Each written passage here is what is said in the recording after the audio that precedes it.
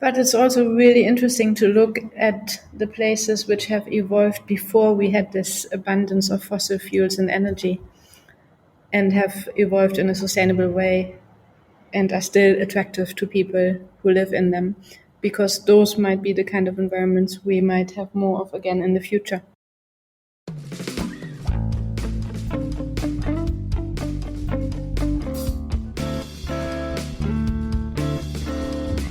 Welcome to The Green Urbanist, a podcast for urbanists fighting climate change. I'm Ross.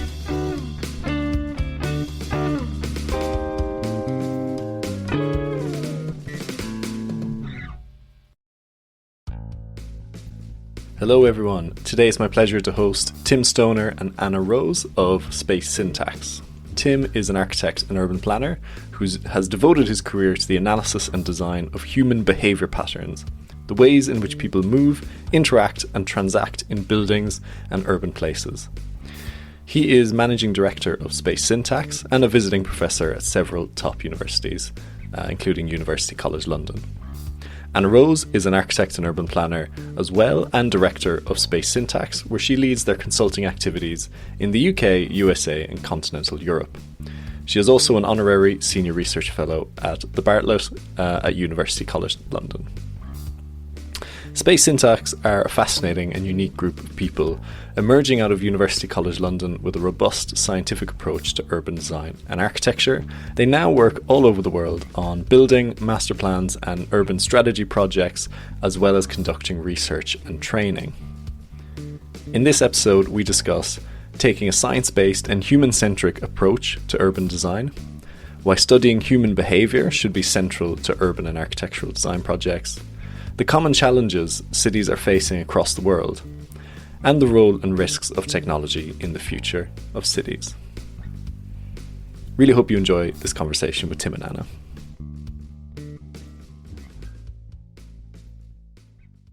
In the unlikely event that people listening haven't heard about yourselves and about Space Syntax, could you give us a quick introduction just to kick things off? Okay, hi, I'm Anna. My name is Anna Rose. I'm a trained architect and have been working with Space Syntax for a little bit over 20 years now. So I have been coming to Space Syntax as part of my university training and have been interested in human behavior in the built environment. And so this organization attracted me for that reason, because that's what we kind of look at in comparison to more conventional architecture practices. Mm. And I'm Tim Stonor. I'm an architect and a town planner, and the work that we do here at Space Syntax focuses on people and how they move, how they interact, how they share information, and in essence how they make cities work well when those movement routes are simple, or sometimes in cities when things go wrong because it isn't easy to get from A to B. People get afraid to move at certain times of the day, to walk down certain streets, or even to cycle and drive. And those questions about how does the city work for people fascinated me as a student back in the 1980s. And I discovered Space Syntax when I was training to be an architect, and it brought together that subject of human behavior with something else, which was computational analysis, science, mathematics, algorithms, data. And I don't think I could call myself a geek, but there was something in me that was searching for a little bit more than the kind of inflated ego and opinion of most architectural education, and a little bit more evidence and a little bit more about people. And I came across Syntax and ended up doing what I thought was a part-time job and has been a part-time job for the last 30 years. It's interesting that you talk about evidence, and I've seen on your website you talk about Space Syntax takes a science-based, human-focused approach. It does seem to me that a lot of maybe planning and urban design can be quite unscientific. in the sense that it's quite often about making arguments for things, but not necessarily about, starting with the hypothesis, testing it, refining it, etc. Is that, I suppose, what makes space syntax unique? Is that how you base your methodology, sort of on a scientific method? Well, fortunately, it's becoming less and less unique, which is good, because having a monopoly on a small thing is not quite so good as having a share in something bigger. And as the years have progressed, and as data has become more available, what we're interested in is watching how people behave. So that might mean counting people, how many people are walking down a street, how many people are choosing to stop and sit in a public space. Is it well designed for them or not? In the old days, we'd literally be following people at a distance, discreetly, trying to make sure they didn't know we were there, making sure we were within the law and all those things. Today, you've got live feeds coming from cameras and algorithms that interpret those live feeds and tell you, what they interpret to be the age of those people and the ability of those people. And that means that the industry's grown, and that's really good, because we're in an age now where there are more people doing what we have been pioneering for the last 30 years. And it does bring a different approach to the design process, and does bring another angle to set against the inflated ego of the arrogant architect, if I can really characterize it. And it's unfair, of course, but I'll criticize my own profession. I wouldn't dare criticize anybody. But architects we're trained to make powerful arguments about ideas that we hold dear to our hearts. And that's really dangerous if if those ideas are not the right ones. And so what we're looking to do is to balance the ego with evidence. So I guess the really important difference might be that we are very much aware that we're not just designing the built environment in physical spaces and objects, but we are involved in designing future human behavior patterns and experiences for people using them. So we're not just creating physical things, but we are responsible for social and economic outcomes which go beyond the physical realm. And I think this awareness is really important. It is true that more and more people are using data in the built environment, not just space syntax and working with evidence, but this awareness of our role as creators of places for people and a responsibility for outcomes, I think, is very important in our work. But that's what architects should be doing anyway. Yeah. Architects should, the definition of architecture, back to Vitruvius, is that something should look good, it should last long, and it should work well. And I think architecture has too often focused on the first part of looking good. And it hasn't always, but usually does, if there's a good engineer involved, do the second piece of work of last long.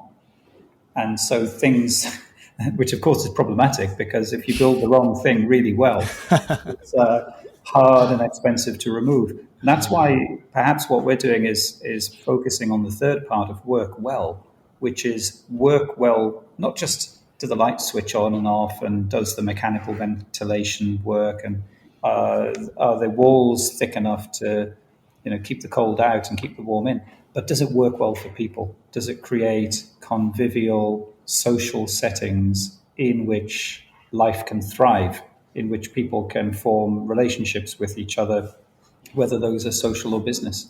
And we think it's what architects should be doing anyway. Yeah, but I think your work generally focuses on a much larger scale, doesn't it? Beyond individual buildings. It does, but it also goes inside individual buildings. And we've worked on a whole range of different hospitals, offices, banks, places anywhere where people are moving and interacting, schools, where architects can make decisions that can either, for example, if you make the corridor system in a school too complicated, you end up with blind spots. You end up with cold zones in which people don't naturally move.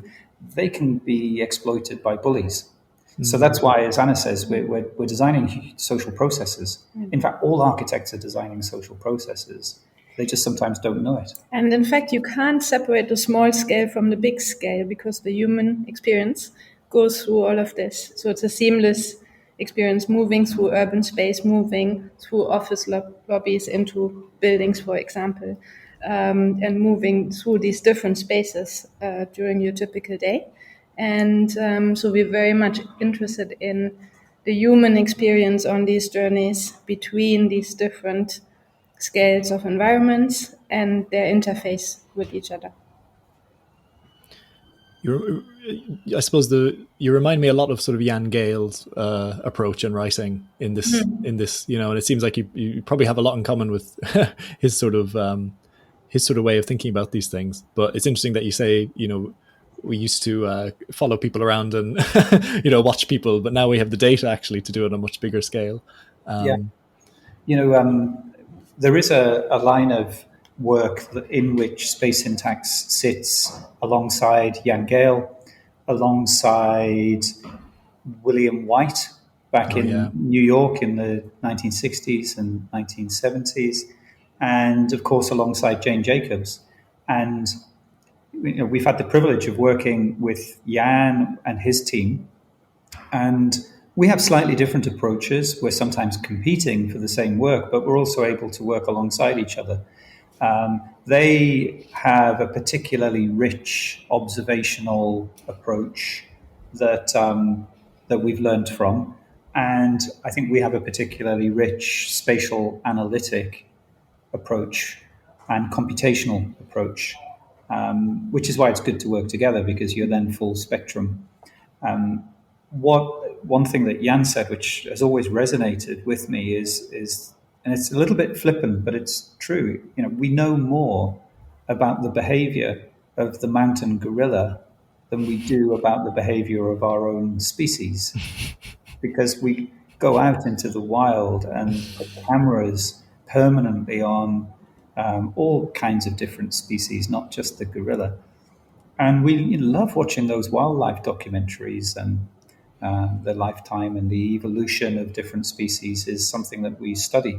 But our own species, the most prevalent species around most people, we don't have that systematic ethnographic approach, at least not within the design industries that are creating the places in which that species exists. And that's something which we're trying to address and redress with the likes of Jan, and with, I think it's fair to say now, a much different form of practice than prevailed in the late 20th century, but probably certainly has still a long way to go to become commonplace. Yeah, I think I'm fascinated by human evolution and what we can learn from thinking about ourselves as animals first, and sort of, I suppose, stripping away the pretensions, I suppose, because it's very hard to look objectively at your own, yourself and your own species. But you learn things that seem to be okay. So there are two sides to this. On the one side, the observations show that in many aspects of our behavior, people from a wide variety of cultural backgrounds follow similar forms of behavior. When, for example, we're shopping, and when we're moving through cities, when we're strangers to places in particular, that we tend to look for the simplest route from A to B. And the brain is an amazingly sophisticated mechanism that is simultaneously calculating the distance from origin to destination and the complexity of the journey. So it's always looking for cues and triggers. Am I near? And what's the simplest way that I can get there? We don't go wandering the back streets to try to get from one side of the city to the other. If we're time constrained, as most people are most of the time, we follow the main routes, and they become the avenues, the boulevards, the high streets on which shops then locate to take advantage of the through movement of people channeled along those straighter, more direct, more connected streets. Whereas architects often like to wander the back streets, explore, look up. Most people don't look up, they look down as they walk. And architects are often trying to design a world that they want other people to be like them in inhabiting, as opposed to saying, what are other people like and how can we design for them? And so in many ways, cultures follow similar patterns, which is why the more or less connected grid is the dominant form of city form across the planet, whether it's more or less regular, whether it's regular like Manhattan or irregular like the city of London or an Italian hilltop village. Generally speaking, you walk down a street, if you turn left and then turn left and then turn left again, you'll end up back where you started.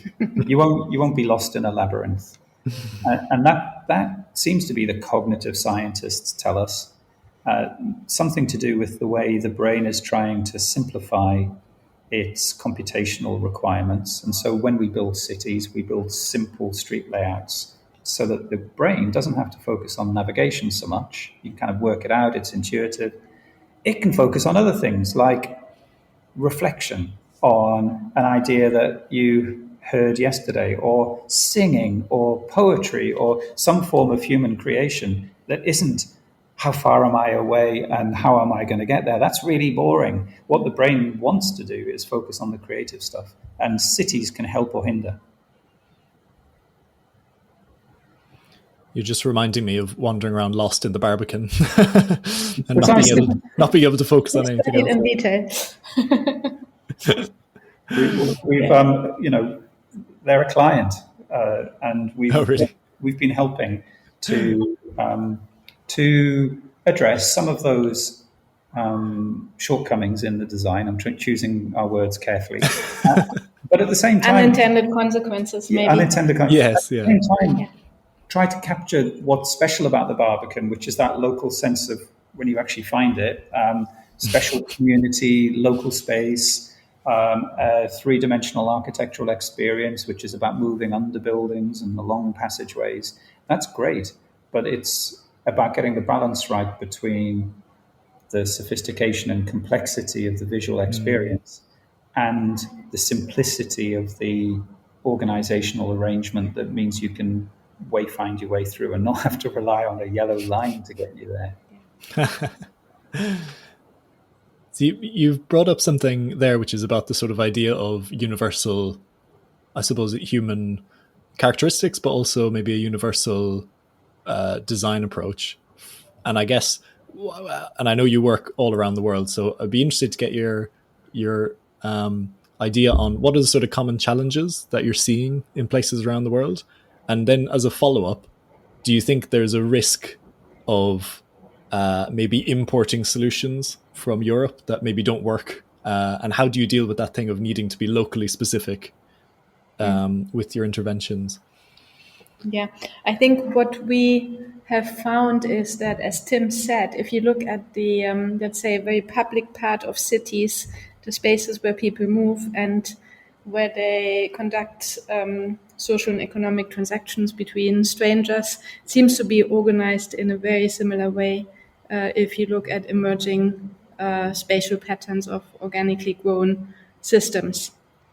If you look more into how private space is organized, how the residential areas are organized, there seem to be more differences between cultures. So in Asian, Middle Eastern societies, we find more introverted, less interconnected areas, which might relate to their social structures being less public than perhaps in other parts of the world. So this is where we see the main difference. So it's really important to understand where you're operating, but also not to oversimplify and to stereotype cultural understanding, because after all, there's many similarities between all of us and how we navigate the environment and how we like to socialize and interact. So I think that balance between responding to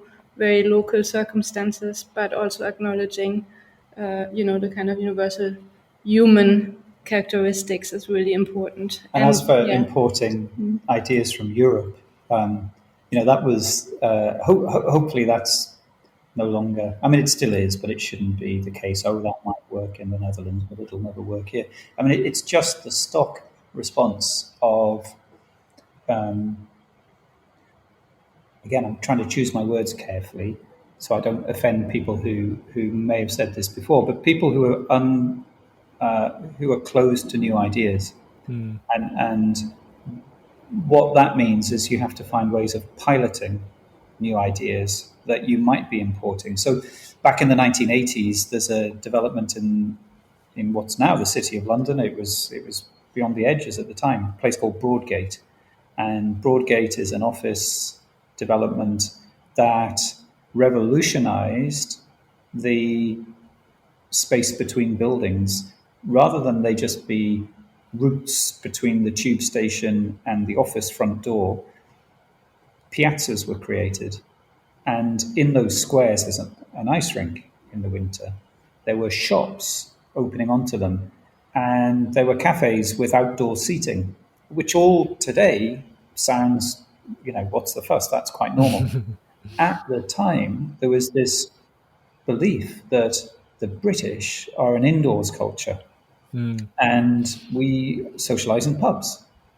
Well, nothing could be more true, but insufficiently true today, because we socialize in pubs, we socialize in those outdoor seating. And we now think of places like Broadgate and anyone, our property developer clients who are asking us to help them design new offices, which Anna and I have spent most of today doing, are looking for external space, and the planning authorities are looking for seating, and they're looking for gardens, and the landscaping of the city, the greening of the city is a newer wave of thinking, which is following on from this, which is great.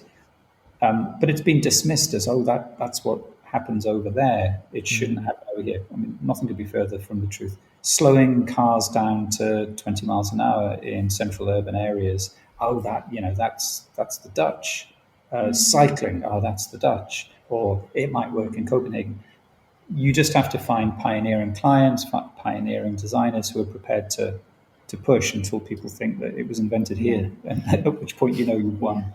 And I think, the role of technology in our lives, it means that actually to decide to go to physical space, you want to be sure that you have a high quality experience. So I think it's even more important now that we can communicate via technology all the time. The built environment has to compete with that and give us reasons to go there. So I think that's why we see business districts, city centers, retail areas increasingly looking at increasing the quality of the it's got to be really experience. good. It's got to be really good for people to spend time and energy to get there and spend time there. Why would you if it wouldn't be? If you can order everything online, do your work from home. So in many ways, the pandemic and the move to online has had a silver lining in terms of emphasizing the importance of public space, streets, and the way we move through them. Because if there is going to be a sufficient recovery, we need to make sure that, as Anna says, there is this alternative to being online. We can do so much online now. It's amazing. Technology has accelerated the adoption, or that COVID has accelerated the adoption of technology. Now we need to make sure that we accelerate the quality design of the streetscapes and the public realm generally to provide that alternative to living online. I'm quite worried about this move to everything being online, but also on demand. And so I keep getting flyers through my door for grocery delivery, get anything delivered in 10 minutes. I think, but one of the, nice things of everyday life is walking down to your corner shop and picking up some milk and eggs or whatever, and you get those little social interactions. But it seems that people are moving away from that and going towards the path of just taking out your phone and, staying on your sofa, and we're missing out on those social interactions, I think, that really make a community and make a place. Well, this is a risk. Well, I think it's really interesting. I went down into Soho the other day, and it was thriving. It was full of people. It was just amazing. And I think it shows that perhaps again with the pandemic, people realized, we are social animals and we need more than being at home and having groceries pushed through our door I think to thrive. this is because Soho allows those conditions to happen, and that's really important. That if you don't live in a place like Soho, what is Soho? It's yes, it's connected by public transport, but when you get there, it's eminently walkable. Yeah. It's dense. It's filled with people living, working, shopping. It's mixed use, in other words. That's a form of planning that enables that life, that thriving life, to exist. If, on the other hand, you live in a suburban housing area with a supermarket and surrounded by tarmac and roads that are designed for the car and an inadequate pedestrian movement system, never mind a cycle network, you're never going to be a Soho. You're always going to have an inferior public realm. And therefore, the opportunity to buy more online is attractive. And you will forget, because you maybe have forgotten the experience or never had the experience of a Soho, that option even exists. Yeah, And, yeah. and therefore, I think it's a great responsibility on planning authorities, on planners, on landscape designers, on architects to make sure that when we're designing new housing areas, we're not just designing new housing areas, we're designing new places that are mixed use, dense, connected, walkable, and everything else. Because otherwise, people will move to that sedentary form of online behavior. We'll all get lonely, apart from the kind of interactions with either people we absolutely know nothing about online because we just meet them as their avatar, or the people we already know who are just going to reinforce the social relationships we've already got. What cities do is they create those circumstances where you go to Soho, you go with a friend, you go for a beer, you meet one of your other friends, and you introduce the two friends that don't know each other, but you know, and then they talk, and then they have an interaction, and it might or might not happen, but they might hit it off in some way, whether it's social or economic. They may be two researchers working on the same idea but from different directions who suddenly have a scientific breakthrough as a result of a conversation. They may just end up, forming a relationship and being friends for life or for a month. It doesn't really matter, but it's what cities do that you'll never get in the edge of town suburban housing estate. So I think the challenge of the future is to how to best combine, the potential of technology with the potential of the physical environment. And I think, again, we have seen how this hybrid working, for example, also benefits local neighborhoods. And because people are more around, people have more contact with their neighbors because they're spending more time in these areas now than they used to. So this is also a good thing, I think. And what we are all figuring out at the moment is what is the best mix of these things? What's the skillful use of technology, which is not to the detriment of the other important things. How do you become a digital urban hybrid? Well, I think for me, in a sense, now that I'm, just in a purely personal way, but I think I've had friends and colleagues echo this, is now that you are not, in a sense, living in cities can be quite intense. It obviously has all the good things about the intensity, like the contact with people and all the mixing and having so many things nearby. But that's also quite exhausting, for a person, especially if you're like getting on the tube every day and that kind of thing. And so, in a sense, the sort of now that the digital world is becoming so much more part of our life, and the fact that we're talking digitally like this, I can't really bash digital technology too much. It means that in a way we have almost more balance on our life, and I suppose in a sense, if we're careful about it, could actually be a really good thing and make cities more livable because they're just a bit more calm to be in. Maybe It does provide that solitary activity or quiet, tranquil environment that some cities struggle to provide. So that could be a benefit of online. You might live in a vibrant place, but put on some noise cancelling headphones, enter the metaverse, and you can have a different kind of experience. And I think that sort of thing is good for the brain, good for the soul. Doesn't mean though that we should allow cities to become overly chaotic. So you do need to have tranquility. You do need to have landscape, shade, slow speed movement. Yeah. You can't just be highways and tower blocks. And the idea of, as you just said, jumping on the tube, what the pandemic has provided, I think, is the opportunity for a third space, not home, not the office that you used to go to, but somewhere local to where you live. It might be a cafe where you can have the best of both worlds, certainly from personal experience. You can drink something, you can be online, and in the background, you've got the vibrancy of an urban environment. And if you can work that way, and a lot of people are working that way, I think it's that sort of new environment that we're needing to learn more about. What does it mean for people? Is it beneficial? It probably is, if it means you're walking there and walking back from there rather than having a stressful drive or a stressful train journey. I want to come on to, I suppose, thinking about well, I suppose we've been talking a little bit already about the future of cities, but I suppose you'll have an idea of working in places like China and the Middle East that are growing and urbanizing, and we're seeing, something like, however many megacities are going to appear in the next 30, 40 years, as the human population becomes more urbanized.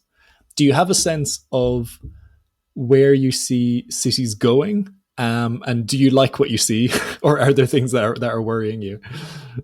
Yeah, I think it's a very difficult question, but the challenges of rapid urbanization combined with the environmental challenges, the need for more inclusive cities, affordable housing, I think combined, it's a really big challenge, but therefore also a big part of the solution of many of these problems. It's a really exciting place to work, not without its challenges, but you are facing, the major global emergencies / near catastrophes when you're operating in the industry of urban planning. So, if you take what the three big emergencies that we see, the first, the climate emergency, we have to do something to decarbonize. Cities generate 60 to 70% of all global emissions. And therefore, they're a place to start to reduce those emissions. What does that mean? Working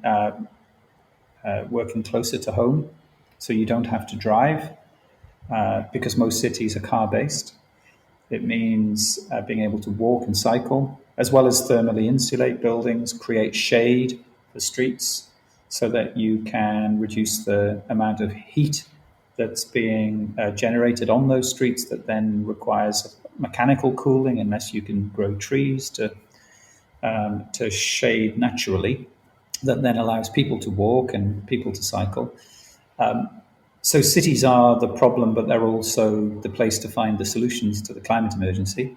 The second one is the health emergency, people growing obese and lonely, so physical and mental emergency. And this is a problem for across the world that we're seeing happen, and we're hearing our clients say that something needs to be done about. Again, making a walkable city, cyclable city, a vibrant, thriving city where people have larger local relationship, friendship groups, then more likely, is the hypothesis, to be less lonely. And then more likely to be less dependent on a motor car, so that when they reach that point in life when they're physically and mentally unable to drive, they're not physically isolated because they've made all their friendship groups by driving previously.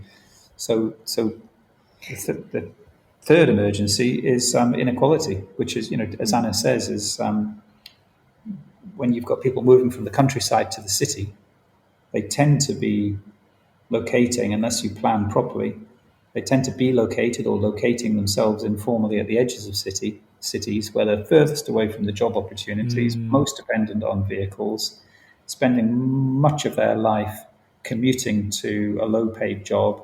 And income. And they have less time for personal development. So you get lock-in. And all of these things can be addressed through urban planning, which is why it's such a perfectly exciting job to be doing if you can unpack some of these challenges.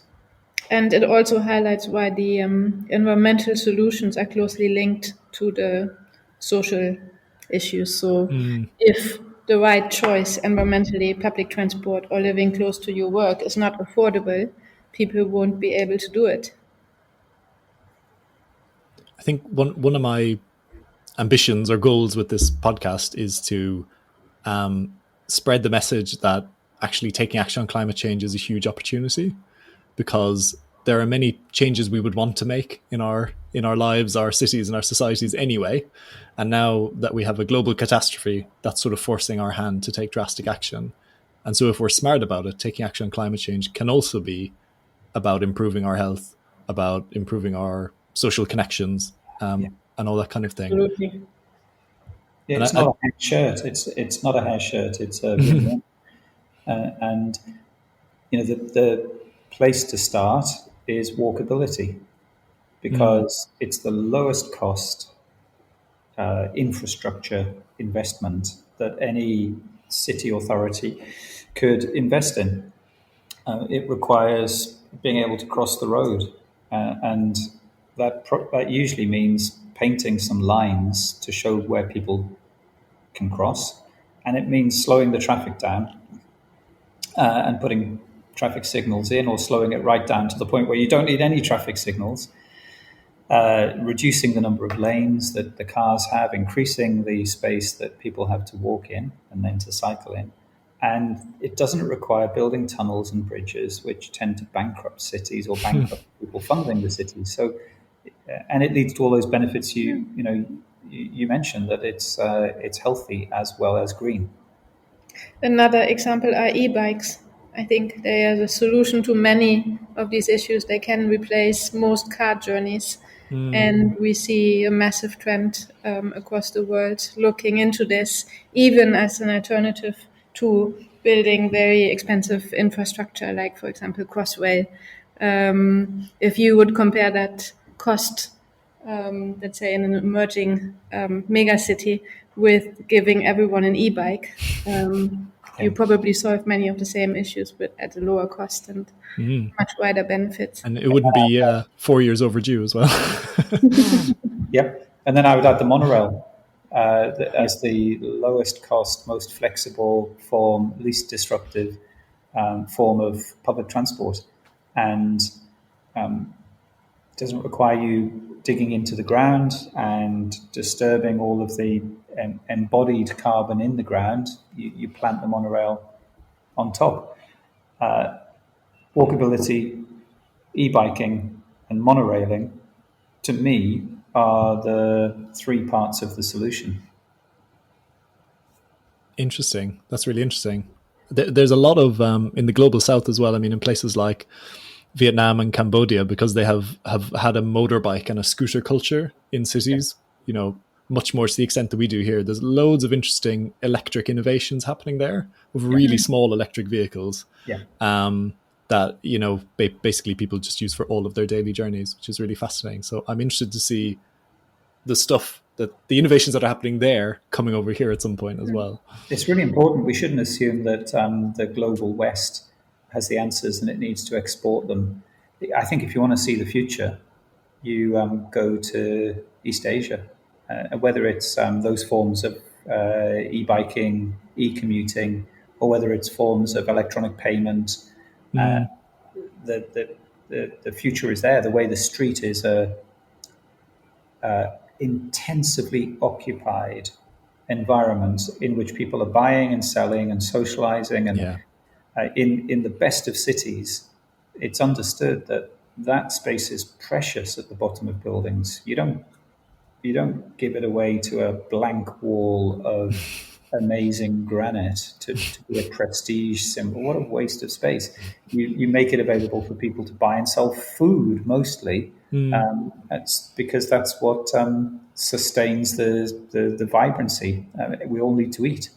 And having those sort of informalities built into the way that we think about the future. I think, again, back to the pandemic, one of the good things about the pandemic is it's made us much less formal in the way that we interact through meetings like we can have online, the way people are dressing.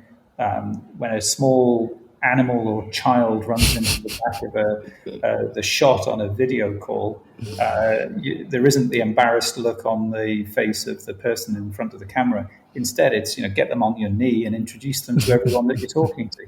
And I think if we have the same kind of scaled up attitude to cities, to say we don't need them to be the marble lobby of the corporate office building with the completely empty space, two beautiful Mies van der Rohe chairs and a reception desk with someone beautiful behind it.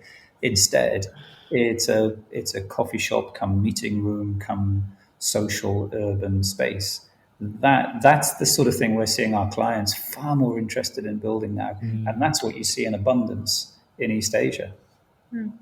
Yeah, human well-being at the center of design, really. Again, why would people want to come to an office if they have a much more comfortable environment at home? Some people don't. So I think the other thing we learned is that, everyone's personal circumstances are different.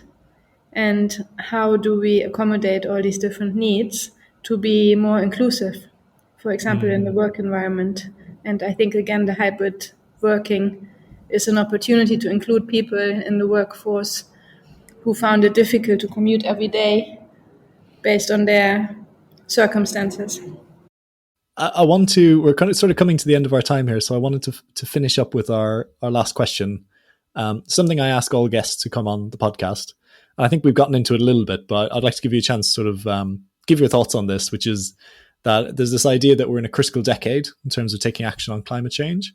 From your perspective, what do you think needs to happen or change over the next decade to ensure we're successful with that? I think that we need to look at this holistically.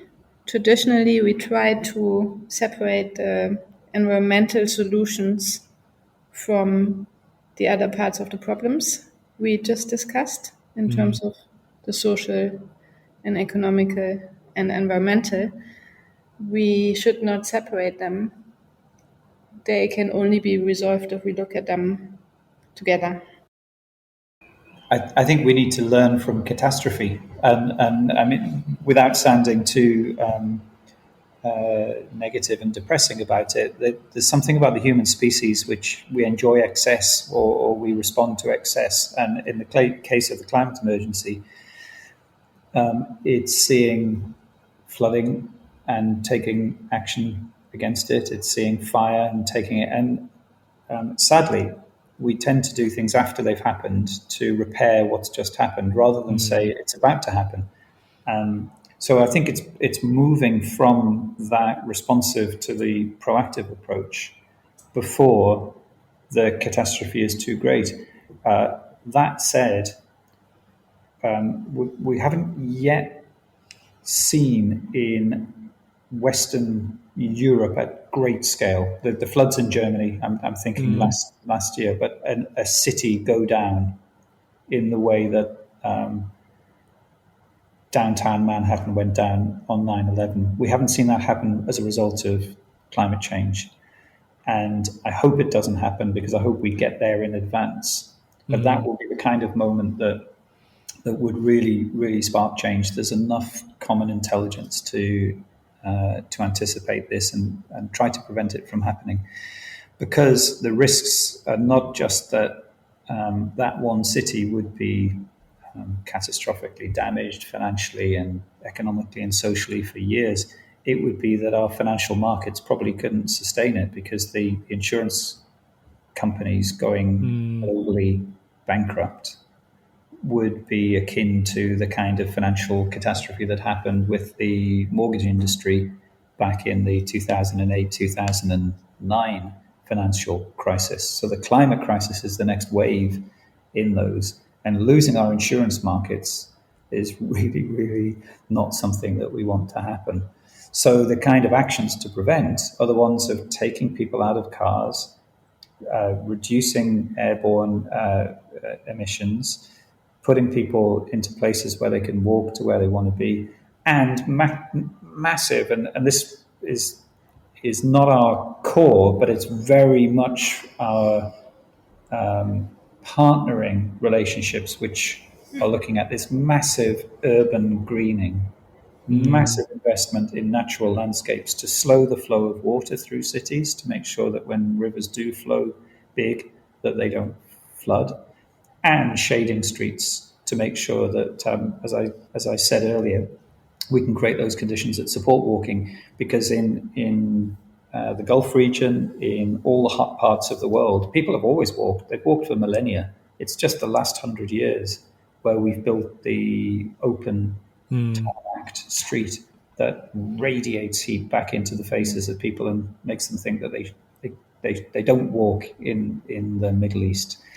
So we need to be massively greening, massively slowing down, and massively moving to mixed-use, walkable communities. And it's being talked about, but has it been done? Has the pilot been done to make it the poster child that every other city in the world would want to follow? And that's where places like nations like Cambodia, Indonesia, who are at that cusp, they haven't urbanized in the same way yet. They can go in one direction or the other. They either go to the e-bike, the tuk-tuk, or they go to the SUV monster truck. We're obviously working every day to make sure it's the former. But it's also really interesting to look at the places which have evolved before we had this abundance of fossil fuels and energy, and have evolved in a sustainable way and are still attractive to people who live in them, because those might be the kind of environments we might have more of again in the future. Fantastic, guys. Thank you so much. Take a more holistic view, and I think something, Tim, you alluded to as well, is thinking about adaptation and mitigation at the same time, because they can be joint solutions. It sounds like we need some sort of a break in our working practices in the way cities are managed, to sort of get us all moving in one direction. Well, we've had a 2-year holiday from normality, and we should be learning from it. There's no more normality, I think. Keeps evolving. Normal is boring. Yeah. Thank you so much, guys. I won't keep you any longer. I'll have, people can find out about you, I suppose, on spacesyntax.com. But if there's anywhere else you'd like to point them to, just let me know. Yeah, I think use your favorite search engine, dial in Space Syntax, and you'll find something interesting. Excellent. Thank you so much, guys. I'll wrap it up there. Thanks, Ross. Thank you.